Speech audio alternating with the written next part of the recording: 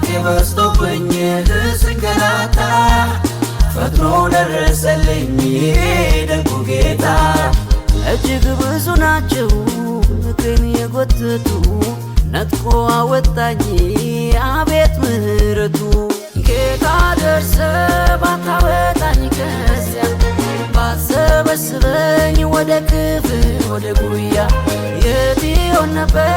የኔ ስታዬ ስለደግነት ተባረክ ጌታዬ ተመስገንልኝ የኔ ጌታ ተባረክልኝ የኔ ጌታ ከፍ በልልኝ የኔ